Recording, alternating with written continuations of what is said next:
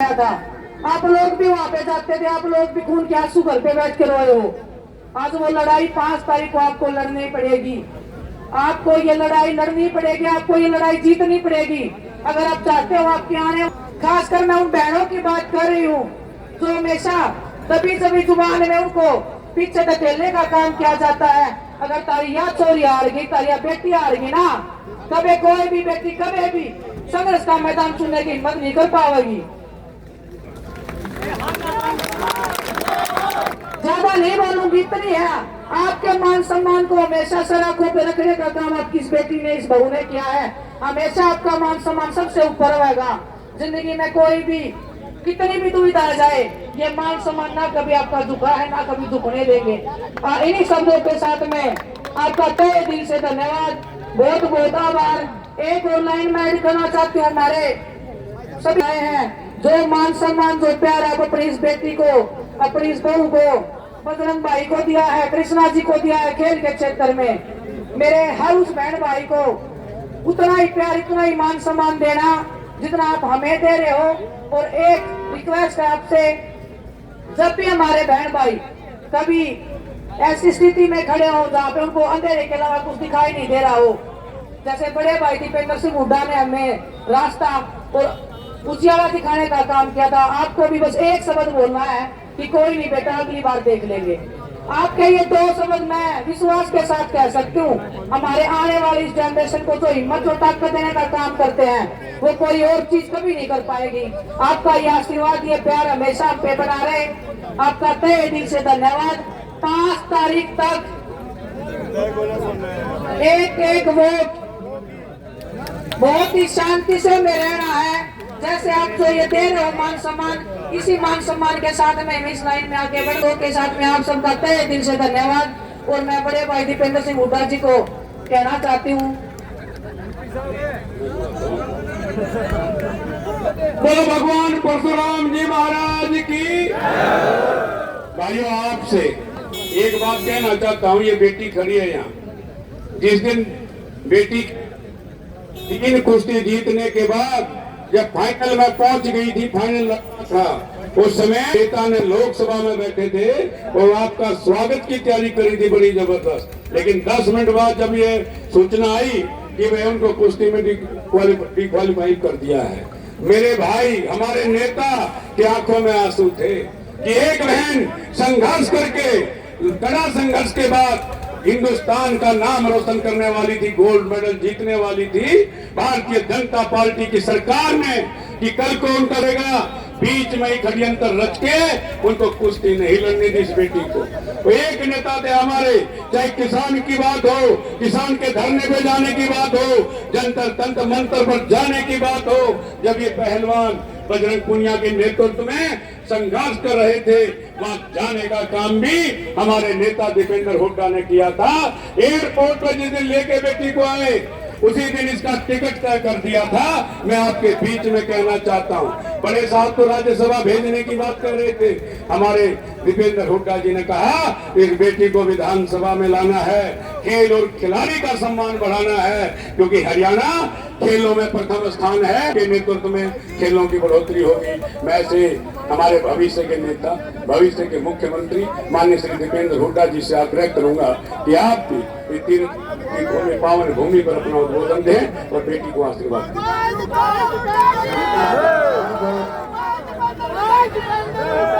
सभी हमारे पिता तुल्य बुजुर्ग, नौजवान साथी, माताएं, बहनें, आज हरियाणा प्रदेश में जो माहौल है, कितने दिन रह गए वोट पड़ने में? कितने दिन रह गए? हफ्ता है। शुगर दे के क्या माहौल आ रहा है, उसकी खबर आली कि नहीं आली? आली। और नहीं आली तो अपना टेलीफोन चारों तरफ आपको खबर आ जाएगी। आगे कि नहीं आगे खबर? कौन सी सरकार बन रही है? सिस्टम घुमा दिया कि नहीं घुमा दिया सिस्टम? आज हरियाणा पुणे से एक आवाज आ रही है, बीजेपी की ये दमनकारी सरकार जारी है और हुड्डा साहब के नेतृत्व में कांग्रेस पार्टी की सरकार आ रही है, क्योंकि बीजेपी ने बड़ा नुकसान किया। हरियाणा प्रदेश को विकास की पटरी से उतारने वाली एक पार्टी साबित हुई। 10 साल आपने दिए बीजेपी को, 10 साल के बीजेपी के शासनकाल के बाद आज ये हरियाणा देश में जो विकास और खुशहाली का प्रतीक था, आज वो हरियाणा देश में नंबर 1 बन गया। बेरोजगारी में नंबर 1 बन गया हरियाणा, नशे में नशा आ गया हरियाणा में नंबर 1 बन गया हरियाणा। आज अपराध में, क्राइम में, भ्रष्टाचार, महंगाई, हर वर्ग की अनदेखी, हर वर्ग को नजरअंदाज करके चलने वाली ये सरकार साबित हुई। हरियाणा के लोगों को उलझा दिया इस सरकार ने। किसी को उलझा दिया प्रॉपर्टी आईडी में, फैमिली आईडी में, पोर्टल में, उलझा दिया कि नहीं उलझा दिया। और किसी को उलझा दिया, नौजवानों को उलझा दिया कच्ची नौकरी में, सीटी में और कच्ची नौकरी में नौजवानों को उलझाने का काम किया इस सरकार। पक्की नौकरी खागी कि नहीं खागी बीजेपी? सारी पक्की नौकरी। सबका झाड़ा ले लिया कि नहीं ले लिया? बीजेपी ने झाड़ा ले लिया। तब भी इनका वोट का झाड़ा ले लिया एक मौका। तो ये उलझा दिया सबको। और ऐसी सरकार साबित हुई कि हर वर्ग पे ऐसे अन्याय। सरपंच गए, सरपंचों पे लाठीचार्ज, कर्मचारी गए, कर्मचारियों पे लाठीचार्ज, आंगनवाड़ी आशा वर्कर गई, इन पे लाठीचार्ज, खट्टर साहब कहीं गए तो किसानों की जान की कुर्बानी लेने वाली ये सरकार साबित हुई। हमारी बेटियों को दिल्ली की सड़कों पे घसीटवाने वाली ये सरकार साबित हुई। आपने देखा हर वर्ग बाबा साहब भीमराव अंबेडकर जी के संविधान का अपमान करने वाली और संविधान को कि हरियाणा के अंदर हत्या कर सरकारी नौकरियों को खत्म करने वाली ये सरकार साबित हुई। कौशल निगम और अग्निवीर के माध्यम से कच्ची नौकरी लेके आने वाली ये सरकार साबित हुई। गरीब आदमी की सारी योजनाओं को बंद करने वाली ये सरकार साबित हुई। चाहे 100 गज के प्लॉट की स्कीम थी, चाहे मकान की स्कीम थी। मैं पूछना चाहता हूँ कितने गांव के लोग यहाँ पे आए? मैं चाहता हूँ भाई 10 साल बीजेपी की सरकार में किसी एससी समाज का, किसी बैकवर्ड समाज का, गरीब परिवार का कोई 100 गज का प्लॉट आया? मैं आपसे पूछना चाहता हूँ। और भाई को भाई से उलझाने वाली ये सरकार साबित हुई। धर्म और जाति के नाम पर समाज को तोड़ने वाली ये सरकार साबित हुई। और इसीलिए हमारा नारा है कि ये तोड़ेंगे और हम जोड़ेंगे। एक बार नारे में साथ शामिल होना, ये तोड़ेंगे और हम जोड़ेंगे। ये देखो कितना जबरदस्त नारा, अपने अंदर से आवाज निकली अंदर। एक बार भाई एक बार 2 मिनट जाओ, कोई बात नहीं। 2 मिनट के बाद ये दूध की जो डोली ले रहे हो ना, पूरी पी के जाऊंगा और बताओ, क्योंकि ये हरियाणा है प्रधान। और ये जब नतीजा है 8 अक्टूबर को फ्लैश हो तो गुजरात तक समझ में आना चाहिए, टीवी पे लिखा होना चाहिए 8 अक्टूबर को ये हरियाणा है प्रधान। ठीक है नहीं भाई? ये कांग्रेस पार्टी की सरकार बनने जा रही है हरियाणा में। और कांग्रेस पार्टी की सरकार बनेगी। सरकार बनते ही हर वर्ग के लिए हम फैसले लेंगे। अपनी महिलाओं के लिए सबसे पहले नई स्कीम, जो अच्छी महिला 60 साल से कम की है, माता बहन, और 18 साल और 60 साल से कम की 2000 रसोई पेंशन हर महीने बनाने का काम करेंगे। 2000 तू क्यों हंस है भाई? ये तो देखो ये कर रहा है। करा जाओगे कदे लड़ता है भाई, सीधा गांव में जाओगे भाभी के। बताओ काला कति मतलब है ना, बताओ भाई। और बड़े बुजुर्गों के देश में सर्वाधिक 6000 बुढ़ापा पेंशन बड़े बुजुर्गों के लिए कराने का काम करेंगे। ऐसी समाज, बैकवर्ड समाज के गरीब परिवारों के लिए 100 गज की प्लॉट की स्कीम दोबारा से शुरू कराने का। और इंदिरा आवास योजना में मकान 10 साल तक आए नहीं, केवल फॉर्म भरवाए गए इन्होंने। तो मकान जरूरतमंद को इंदिरा आवास योजना में 3.5 लाख तक की आर्थिक सहायता से 2 कमरे का मकान बनवाने का हम कार्य करेंगे। 2 लाख पक्की सरकारी नौकरी समयबद्ध मेरिट पर और समयबद्ध रूप से अपने नौजवानों को दिलवाने का हम काम करेंगे। कांग्रेस की सरकार बनते ही किसान को एमएसपी गारंटी, कर्मचारी को ओल्ड पेंशन स्कीम और खिलाड़ियों को पदक लाओ, पद पाओ और न्याय, हर वर्ग के लिए न्याय। ये पहलवान खड़े हैं, पहलवानों सारे खिलाड़ियों से मैं कहना चाहता हूँ, खिलाड़ियों आप भी जो है एक हफ्ता वर्जिश की बजाय आसपास गांव में घूमो, आपकी सरकार आने जा रही है। तो सभी हर वर्ग को साथ लेकर, 36 बिरादरी हर धर्म को साथ लेकर हरियाणा को खुशहाली और विकास लेके जाने की वो सरकार बनेगी। और जहां तक जुलाना की बात है और जहां तक जींद की बात है, जुलाना की तरफ पूरा देश देखेगा कि नहीं देखेगा? जुलाना की तरफ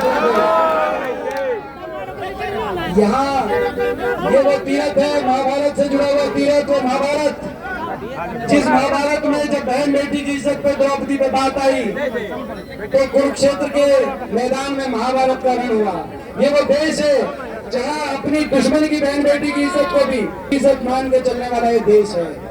तो आज इस सरकार ने जो न्याय किया इन बेटियों के साथ, बहुत बड़ा न्याय किया। 6-6 महीने तक इनको घसीटा गया दिल्ली की सड़कों पर, इनके कहने से FIR तक दर्ज नहीं करी और फिर इनको चला हुआ कारतूस बता दिया गया। मगर इन ये पहुंची तो अपना उसके बाद इन्होंने ओलंपिक में जो दिखाया हुआ आपके सामने है। तो भाई अब एक बात बताओ, जुलाना हल्का पूरे हरियाणा की तो मैंने रिपोर्ट आपको बता दी, हरियाणा की रिपोर्ट ओके है। जुलाना वाला तो बता गाड़ी की तरीके से रिपोर्ट है भाई। देखो भाई, जुलाना का भी फ्लैश आना चाहिए, करके फ्लैश आना चाहिए। हम ये कह रहे थे कि 1 नंबर पे मेरे को तो खुशी होगी, अगर जुलाना से 1 नंबर पे आप दिखाओगे हमें तो खुशी होगी। और मैं विश्वास दिलाता हूँ ये जो यहाँ से आपका जो नतीजा आएगा वो नतीजा खाली हाथ नहीं आएगा।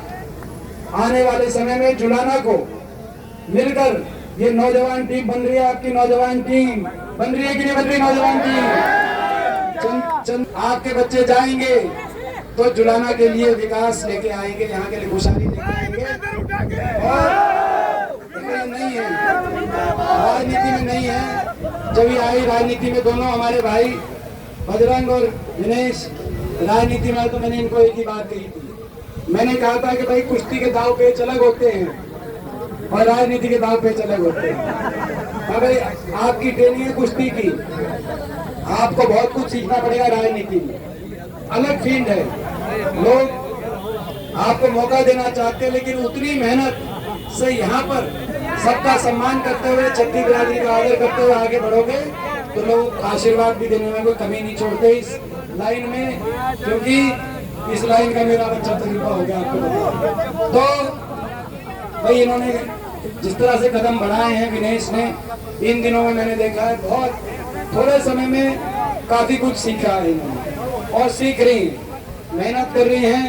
तो भाई एक मौका आप सभी जो हमारे साथी हैं मिलकर इनको एक मौका देना।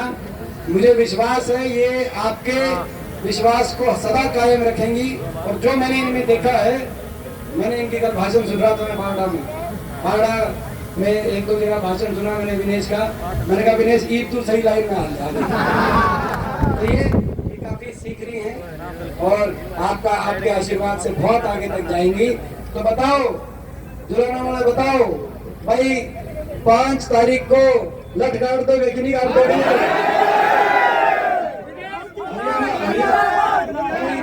तब लठ गाड़ दियो, तब भाई कांग्रेस पार्टी के नाम का आप जुलाना में लठ गाड़ देना। 8 तारीख के बाद ठीक है। बताओ ये प्रस्ताव पारित है भाई।